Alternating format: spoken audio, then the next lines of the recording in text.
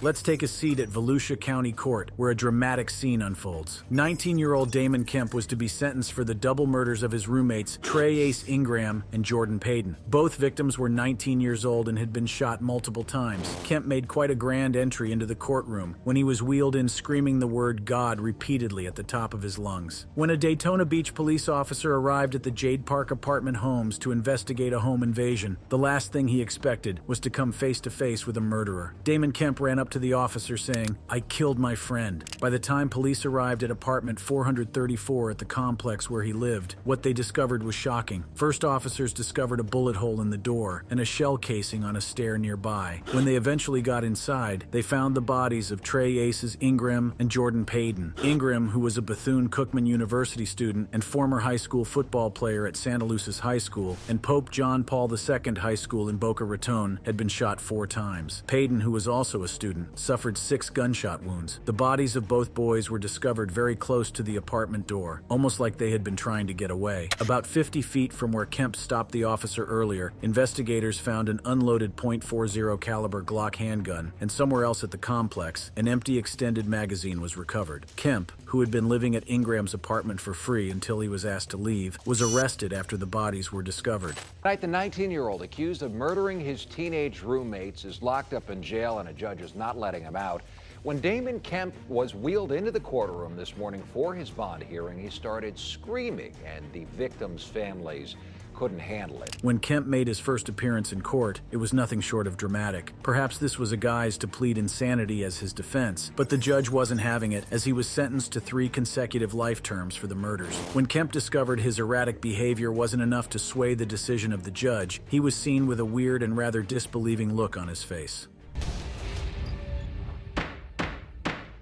One family will never see their child again. Another will only see theirs behind bars. A judge has sentenced 15-year-old Joshua Phillips to life in prison for killing his neighbor, 8-year-old Maddie Clifton. Let's head to Polk County Courthouse, where sentencing is underway for 15-year-old Joshua Phillips, who was convicted of murdering his 8-year-old neighbor by beating her with a baseball bat, slitting her throat, and stabbing her chest multiple times. This murder occurred in November 1998, when Joshua Phillips was just 14 years old. On November 3rd, 1998, 8-year-old Maddie Clifton went to the then 14-year-old Phillips's Jacksonville home, asking him to come play baseball with her. Both kids were quite friendly with each other, so Phillips agreed with her, although he had a very strict dad who didn't want him having friends over when no adult was home. While both kids were playing baseball, Phillips accidentally hit the ball on Clifton's eye, which caused her to cry and scream as she was bleeding. He began to panic, and fearing his father's reaction to having Clifton in the house, he dragged her inside his room, where he hit her with the baseball bat to stop her from screaming before placing her under his waterbed. When his father arrived, nothing seemed out of place, and the duo interacted normally before Phillips returned to his room, where he noticed Clifton was alive and moaning under his bed. He then slit her throat and stabbed her in the chest 7 times and again left her body under the bed. By 6:33 p.m. that day, the 8-year-old was reported missing after she failed to appear for dinner at 6:20 p.m. For 6 days, the police and volunteers searched for the missing girl, with Phillips participating. There was even a £72,000 reward for her safe return. Still, it wasn't till November 10th, 1998, before Maddie's body was discovered. Joshua's mother had noticed a wet patch in his room, and when she searched for the source, she found 2 small feet with white socks sticking out from Joshua's waterbed. She immediately alerted the police, who sealed the room as a crime scene, and Joshua was arrested while he was at his school, the A. Philip Randolph Academies of Technology. Joshua Phillips's trial caused quite a sensation in the nation, considering the age of the defendant and the gory details of the crime. Initially scheduled to be held at Duval County, the trial was moved to Polk County, Florida,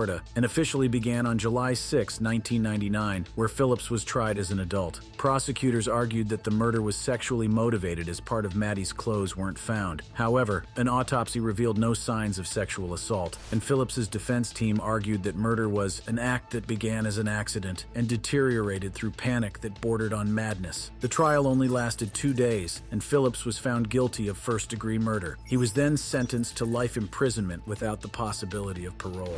I'm certain that on Judgment Day, you, Joshua Earl Patrick Phillips, will be given a far harsher sentence than I can impose. The judge then continued by saying, Until that day, it is the sentence of this court that you be delivered by the sheriff of Polk County into the custody of the Department of Corrections of the state of Florida, to be confined in prison without the benefit of parole for the rest of your natural life. As the judge read out his sentence, Phillips, who was standing close to his attorney, didn't appear to show any emotions at the prospect of spending the rest of his life in prison. Since then, Phillips has continued to appeal his verdict to no avail. She looks like she's not breathing. I tried to do CPR. Okay, is she breathing or no? No, she's not. Take a seat at Broward County Circuit Court, where the controversial case of 13-year-old Lionel Tate is ongoing. The young boy was convicted of first-degree murder of a 6-year-old girl who had been in his house. This case would eventually make Tate the youngest American citizen to ever be sentenced to life imprisonment without the possibility of parole. Lionel Tate was just 12 years old when he brutally murdered a 6-year-old girl named Tiffany Unick. Deweese Unick Paul, Tiffany's mom, was friends with Lionel's mother, Kathleen Grossett Tate, after they moved to Broward County, Florida. Both were single mothers and would regularly help each other take care of the children. Lionel Tate at the time was unusually large for his age, weighing 166 pounds, and was nearly 6 feet tall. However, he was quite friendly with Tiffany and didn't display any sign of violence that would make anyone worried. Tiffany, his playmate, was the exact opposite in appearance, weighing just 48 pounds. On July 28, 1999, the kids were over at Lionel's home, where his mother was the one watching the kids. She worked as a Florida state trooper and was scheduled to work an overnight shift. On that day, she fed the children and then went upstairs to take a nap while they played downstairs. 45 minutes later, Lionel went to tell his mother that Tiffany was not breathing. She immediately contacted 911 and then called Tiffany's mother to tell her that her daughter wasn't breathing. By the time the young girl was rushed to the hospital, she was pronounced dead. When an autopsy was carried out, it revealed that her legs, neck, and feet were seriously bruised and her skull was fractured. She also had a lacerated liver, a fractured rib, and a swollen brain. These same wounds would later be described as similar to those she would have sustained by falling from a 3-story building. After the autopsy reveal, Lionel became a prime suspect in Tiffany's murder and was immediately arrested and charged with first-degree murder. At the young age of 13, Tate was to be tried as an adult in court, and on January 25, 2001, the jury unanimously convicted Lionel Tate of first-degree murder. We, the jury, find the defendant is guilty of murder in the first degree as charged in the indictment. A few days after his 14th birthday, he was sentenced to life in prison without the possibility of parole. Incarceration for your natural life. According to Judge Joel T. Lazarus, the acts of Lionel Tate were not the playful acts of a child. The acts of Lionel Tate were cold, callous, and indescribably cruel. Although Tate didn't burst into tears as expected of a young teenager, his reaction showed that he didn't take the sentence well. Tonight, we are learning more disturbing details of a mass murder in Albuquerque, South Valley. A 15-year-old Nehemiah Griego is in jail after telling investigators he shot and killed his parents and 3 younger siblings.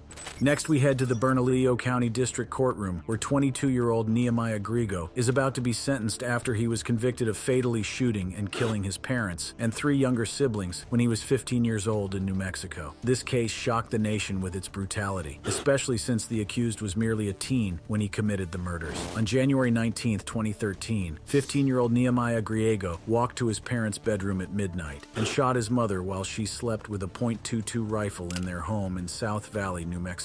His younger brother, 9-year-old Zephaniah, was his next victim. He then went up to the room his younger sisters, 5-year-old Jael and 2-year-old Angelina, shared and shot them with the same rifle he used in murdering his mother and brother. Almost like he was crazed, Nehemiah went downstairs and waited for his father to return from his overnight shift at a homeless shelter. Immediately, 51-year-old Greg Griego walked in at 5 a.m. Nehemiah shot him multiple times with an AR-15 type semi-automatic rifle with a scope. He then placed 2 loaded rifles in the family van and drove to church, but not before emailing a picture of his dead mother to his 12-year-old girlfriend. This mass murders was very bizarre considering that Nehemiah appeared to be a great kid with no tendency for violence. What many didn't know was that the 15-year-old had a dark fantasy about committing mass murders, followed by his own suicide. He had been planning the murders of his family for a while, until that sad day when his fantasies eventually crystallized into reality. After murdering 5 members of his family, Nehemiah had driven away from the house with the intent intent of murdering more people and eventually dying in a gun battle with the police. However, when he got to the Calvary Chapel, where his father was a former pastor, he told the pastor there that his family had been killed in an accident. That was when they knew something was wrong. The police were called to investigate the home and the bodies were discovered. Nehemiah confessed to the murders, saying he was angry at his mother and had suicidal thoughts. Thankfully, he had 5 older siblings who didn't live at their South Valley home in Albuquerque, New Mexico, so they escaped the shooting. He was booked into Bernalillo County Juvenile Detention Center, where he was charged with 2 counts of murder and 3 counts of child abuse resulting in death. In October 2015, Griego pleaded guilty to the charges against him, and in 2019, he was brought to the Bernalillo County Circuit Courthouse, where he was to be formally sentenced as an adult. Just before he was sentenced, Nehemiah spoke for the very first time in court since he was arrested and apologized to his surviving relatives. I am sorry for taking our parents and our sins. You know, I wish I can take it back, but reality is that we can't. He was ultimately sentenced to 3 concurrent life sentences with the possibility of parole after serving 30 years. With his back turned to the camera, it was hard to gauge Nehemiah's reaction to his sentence, but his disposition showed one of resignation. I would give my life for Austin. I loved him. At the New York State Supreme Court, a little drama unfolds as a 17-year-old teenager accused of murdering a 23-month-old child desperately tries to let the courtroom know the murder had been an accident. Take a seat as we run through the unfortunate case of Dylan Shoemaker, who was so desperate to avoid suffering the consequences of his action that he retorted to manipulation. On March 19, 2013, in Springville, New York, Dylan, 16 at the time, was babysitting his girlfriend's 2 sons while she was away at work. Ashley Smith, a mother of both boys, had been thrown out by her family and decided to live with Dylan at his family house, even though none of the kids were his. By the time Smith returned from work, she discovered that her eldest son, 23 months old Austin Smith, was dead. Dylan, who was charged with taking care of both kids, was immediately arrested as a prime suspect in the sudden death of the victim. An autopsy further revealed that the 2-year-old had been brutally murdered, as he had ruptured blood vessels in his left ear and near the right eye. He also had bleeding in the retina and perioptic nerve, as well as between the layers of the brain. Young Austin had died of severe brain injury as a result of repeated blows. Dylan ultimately confessed to the murder, saying that he had severely beaten the young boy because he was crying and disturbing his baby brother. To drown out his tears, Dylan claimed to have placed a pillow on Austin's head and punched it. The jury found him guilty of second-degree murder, which held a sentence of 25 years to life in prison. Right before his sentencing in January 2014, Dylan, who was now 17 years old, made a statement in the courtroom addressed to his girlfriend, trying to let her know that he didn't mean to kill Austin.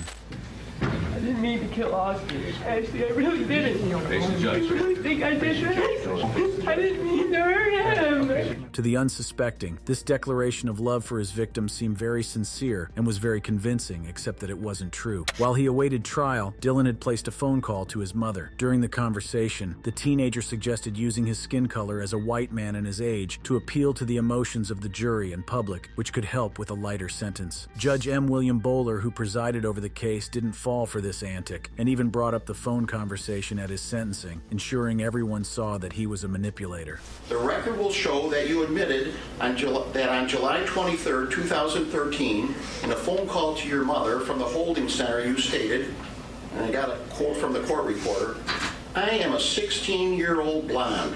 Probably all I have to do is cry in front of the jury, and they're going to feel sorry for me." Dylan was sentenced to 25 years to life for the murder of Austin Smith. He was seen crying out as soon as he heard the judge's verdict.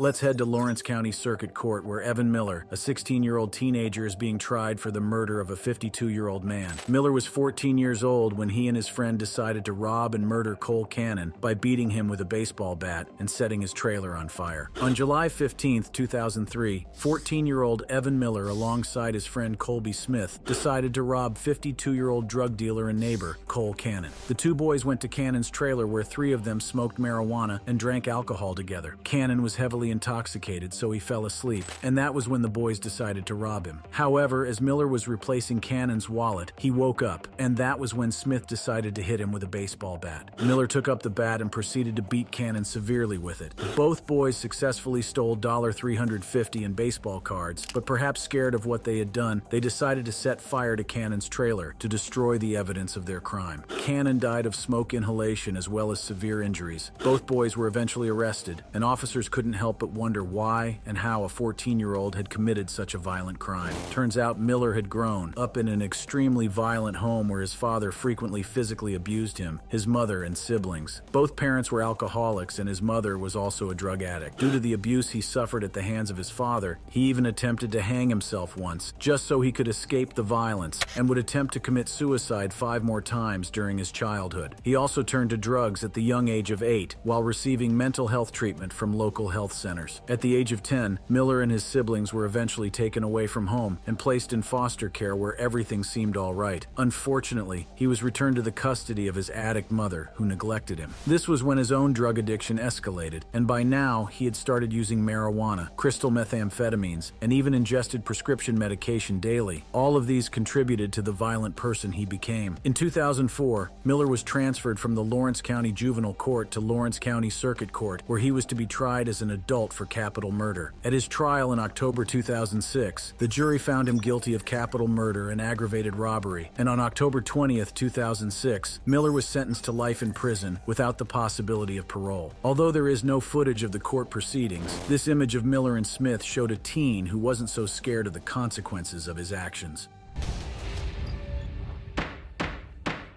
At the Geauga County Common Pleas Court, 18-year-old Thomas T.J. Lane decided to make sure that his sentencing was one that the nation would remember for a long time. The teenager responsible for the 2012 mass shooting at Chardon High School in Ohio that left 3 dead and others wounded walked into the courtroom and immediately unbuttoned his shirt, revealing the word "killer" sprawled across the shirt he wore underneath. On February 27, 2012, at 7:30 a.m., T.J., wearing a shirt with the words "killer" written on it, made his way to the cafeteria of Chardon High School, Ohio, where students were gathered before their morning classes. No one expected that the scrawny teenager would suddenly open fire at the students. After shooting for a very short time, Lane immediately fled the scene but was tackled by football coach Frank Hall and another teacher named Joseph Ricci. When police arrived at the school, 6 people had suffered from the attack. Sadly, 3 students identified as Russell King Jr., Demetrius Hewlin, and Danny Parmenter had died from their injuries. Joy Rickers and Nick Walsack were also seriously injured and were taken to a local hospital. Nick was left permanently paralyzed from the injuries he sustained. The 6th student only suffered superficial wounds. Following investigations, the police were able to come up with a motive for the crime. Lane had a personal rivalry with one of the dead victims, Russell King Jr. According to student witnesses, King had recently started dating Lane's former girlfriend and threatened to beat him up. Lane, angered by this, began to prepare for the fight and even took up weightlifting. Still, no one expected that he would go as far as shooting up the school's cafeteria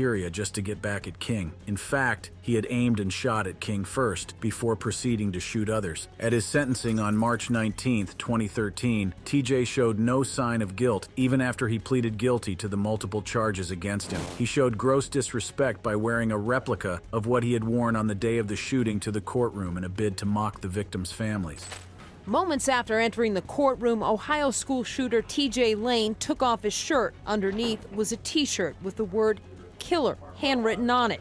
It was similar to what he was wearing when police arrested him in February of 2012 after he opened fire in the Chardon High School cafeteria in northeastern Ohio. He also displayed his absolute lack of remorse by smirking as one of the victim's mothers read her statement. "You will never, ever be in my thoughts after this. Never. My family will move on, not you." For his crime, Lane was sentenced to 3 consecutive life sentences without the possibility of parole. After his verdict was read, TJ was seen showing the middle finger to the bereaved families, telling them, "This hand that pulled the trigger that killed your sons now masturbates to the memory. F*** all of you." I thought it was reaching for guns. I'm like, oh, you know what I'm saying? That's what he's done. It's gonna murder me or something. You know, and then what did you do? I shot him. Welcome to Metro Juvenile Court, where 16-year-old Cyntoia Brown is about to face sentencing for the 2013 murder of Nashville real estate agent and youth pastor, 43-year-old Johnny Michael Allen. He was shot dead after Brown said he paid her $150 to have sex with him. She said she acted in self-defense because she thought he was going to rape or murder her, so she shot him. On the night of August 6, 2004, 16-year-old runaway teenager who was being pimped for sex, Cyntoia Brown met with 43-year-old Johnny Allen in the parking lot of a Sonic Drive-In on Murfreesboro Road, Nashville, Tennessee. According to Brown, Allen, a youth pastor and Sunday school teacher, offered her $150 to have sex with him. He took her to his place, and while there, Brown claimed he began showing her his gun collection, which made her scared for her life. At some point, she said she brought out a .40 caliber handgun from her purse and shot him in the back of the head in self-defense. She then stole $172 from his wallet, took 2 of his firearms, and fled the scene in his truck. Soon the police were alerted about the murder, and it wasn't long before Brown was arrested. At her trial in 2004, Cyntoia Brown was tried as an adult, and she kept insisting that she had not killed Allen to rob him, as the prosecutors believed, but did it because she was scared. Prosecutors, on the other hand, weren't buying her claim, as they said the police had discovered Allen's naked body with a gunshot wound to the back of his head, and he had been lying with his hands underneath his head with his fingers interlocked. This showed that he had been sleeping when he was shot. There was also no firearm found beside or under the bed where he was found. Prosecutors also brought up an attack that had happened at the Western Mental Health Institute, where Brown was taken for an evaluation. The witness was a nurse whom Brown had attacked. She prevented Brown from calling her adoptive mother, and during the attack, Brown said to her, "I shot that man in the back of the head one time. I'm going to shoot you in the back of the head 3 times. I'd love to hear your blood splatter on the wall." We, the jury, find the defendant, Cyntoia Denise Brown, count 1, guilty first-degree murder.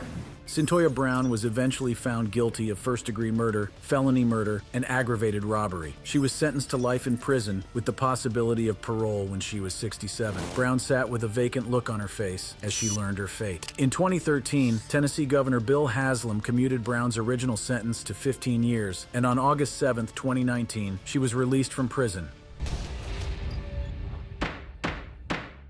A St. Johns County judge ruled 16-year-old Aiden Fucci should spend his life in prison. Let's take a look at the last case currently going on in a St. Johns County courtroom, where Judge R. Lee Smith presides over a case that shocked the entire nation when it first hit the news. Aiden Fucci was just 14 years old when he brutally murdered a 13-year-old by stabbing her 114 times. Today, he is about to learn what his fate would be. It was not done in a fit of uncontrollable anger. There was no reason. There was no purpose.